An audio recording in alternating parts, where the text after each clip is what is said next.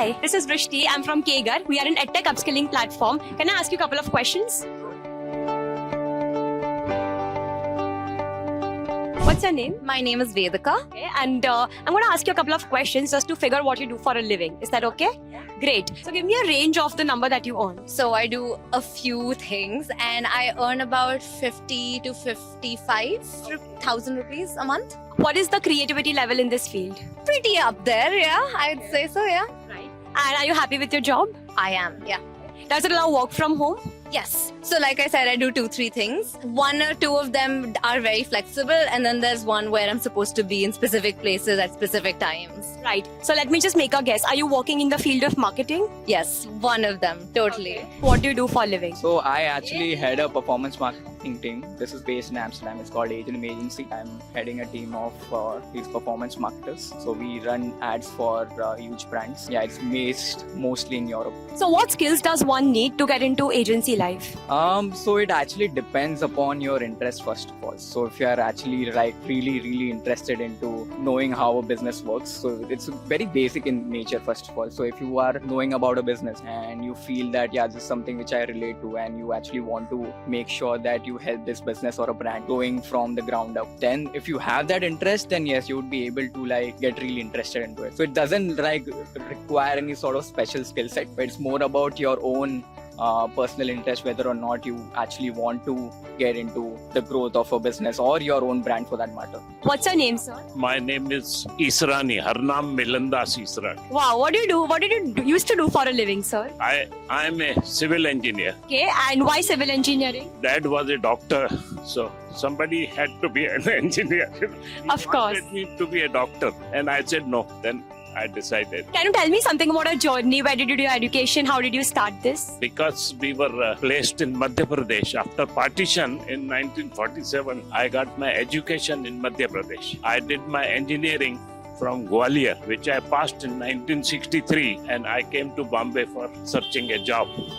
I got a job in BMC as a sub-engineer at a salary of 300 rupees a month. 300 per month. Wow.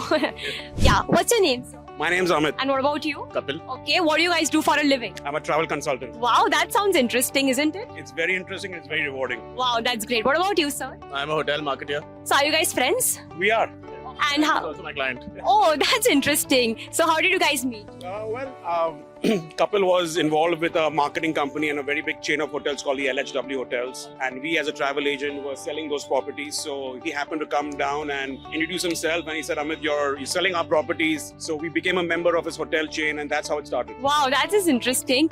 And what's the average entry-level package one can expect here? Oh, we enter the luxury market. So a starting room night will be anywhere between $800 to $1,000 a night. And what about you, sir? Yeah, so I sell those hotels to him. Okay. He reps the hotel. Right. And suppose we need information about the hotel which we haven't been to. So Kapil is a liaison between the hotel and the agent. I do the hand holding from start to the end. Okay, that's as good. What do you do for a living? I work at a valuation firm, which often works with cases which are legal cases in valuing damages to be claimed. Okay, so let's say an entry-level person wants to join. What are the skills necessary for this? The firm I'm at requires a lot of hardcore valuation skills, some business knowledge, and an ability to reframe between different sectors depending on the cases we deal with. So what's your academic background? So I studied an undergraduate degree in economics at Loyola College in Chennai. 5 years later, I went to the Indian School of Business. Wow, so how's your experience at ISB? Intense but fun. Is it easy to get into ISB? I don't think it's easy per se because there are a lot of applicants, but it is worth it, I would say. So is it a kind of agency work? No, I freelance. Wow, that's interesting. So how is it for freelancers in this industry? It's a little difficult when you're just starting out and if you have no idea where to start and how to go about it. But I think that once you upskill yourself and understand the industry pretty decently well, I think you can totally enter the field with a bang. Right. And can you tell me 3 skills that are must for this job? I think innovation, a lot of just management of yourself and whatever brand that you're working on, and also just vision is super important. Yeah. can you tell me about your journey? How did you start and what were your struggles? Okay, look, I'm going to be super honest with you. So, I am actually a biotechnologist and I work in a pharmaceutical company where I work on something called monoclonal antibodies. Big word, but it's basically cancer drugs and therapies. And since I just got out of college and I'm a fresher, I don't earn all that much. But I have a very, very high flying lifestyle, which my salary totally does not reflect and sustain. So, I just wanted to get like a little bit of money on the side. So, I started working on projects on the side, and I've always been really interested in marketing and brand development and things which actually let me explore my creativity, because I think I'm a very creative person. So I started getting into that. Earlier I didn't get any clients on and I didn't have people to actually, work for. But I started building my portfolio, showing people what value I add to their enterprise. So I work with a coffee brand in Goa called Ruby's Coffee. Shout out Ruby's. I help them grow from like one location to like 6 in Goa, 1 in Delhi, maybe 2 in Bombay, hopefully. So yeah, just like growth and like helping them like build their brand and their brand story almost. That is what I've been doing on the side, and maybe one day like I want to shift on to that full time. So tell me what were you doing before you joined this organization? I joined straight out of ISB, but prior to that, I was a journalist with Reuters for about 5 years. So why change journalism? I wanted to get more involved in the decisions that get made and analyzing them rather than just writing about them. Could you just explain me what's your work profile, right? So we often deal with cases on either side of a legal case, and we have to understand what the business or the case is, understand what happened, and try to figure out how much loss was caused, to put it simply, because of a breach of contract. And let me just tell you, if you have to rate your job on 1 to 10, what would it be? I did it at 10. It's incredibly interesting. So were you always into the agency building, or there were some other plans? No, not at all. So I basically am a mechanical engineer, and then I did an MBA in marketing. And from the college, I got placed into a sales profile. So I was doing international sales. I was selling an educational finance course, which was about like $5,000 worth. So it was all about international sales. So I did not have any experience in digital marketing or performance marketing at all. So then slowly, once I actually left my job after working there for about 2.5 years, I wanted to start up my own business. So I started off in October of 2019, and it started off really well. But then March 2020, COVID hit. So that's when I actually had to stop it, because it was location dependent. I had to be physically be there. So that was not really possible. And that's when I started learning via YouTube and all these online courses about digital marketing in general. So I even did graphic designing for a while. I was writing blogs for some brands, and there were a couple of opportunities to learn about ads as well. So I just took clients for free over there. So I just took a couple of clients, just work for them for free, and just mentioned that I'll manage your ads. I just want 5,000, 10,000 of your budget, INR, and I'll just run ads for you. So what's the entry level package one can expect here?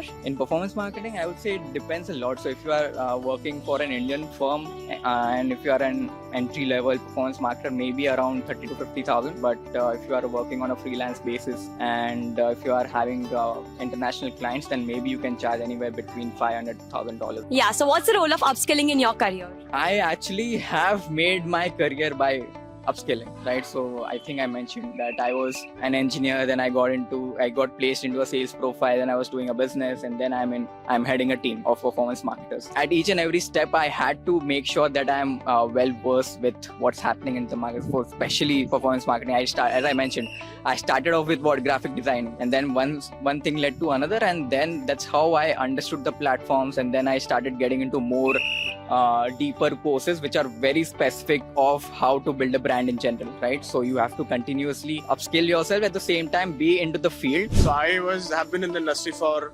almost more than a decade now, and currently the hotels that you described, those are the hotels I market. So I market a wellness retreat in Lucerne. It's called Shano Palace Vegas, 7-night retreat, detox wellness. I have another hotel which is a hidden gem in Germany, which is called Althoff Sea Hotel Uberfahrt, which is again in a even the name to pronounce. And the reason when couples send me there, I said, wow, this is the hotel that's by the lake. It's so close to a city, and a lot of people won't even miss it. And that's how this journey starts for clients. They say, what's different, what's new, and that's what inspires us and sort of motivates us. That let's give them something different. Yes, they want to go to Paris, but let's give them something else after Paris. So when he mentioned the hotel and he said, I'm just go and stay for some few days, I said, I don't want to stay for 2 days. I want to stay for a week. And right after that, we started giving bookings left, right, center to the hotel. So that helped. Wow. And can you talk about some lessons that you learned, or where's the industry heading towards in next 5 years? Well, travel industry, look, it's a huge, immense industry. However, if anybody who's getting into the industry, my recommendation is to find a niche, especially wellness, which is growing substantially.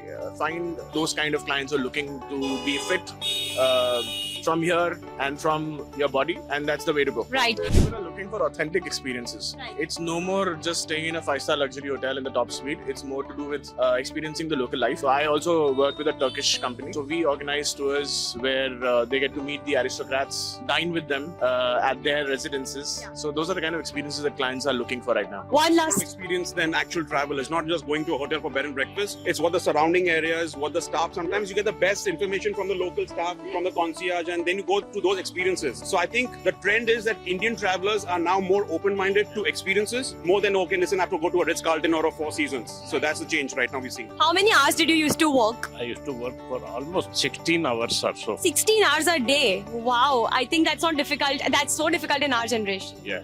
And sir, what is the one thing that you would like to tell to this generation to upskill in their life or in their career right now? They should always keep themselves updated with the current situation in the country. And something that you would like to tell to young generation of our age? You should work hard. You must work hard.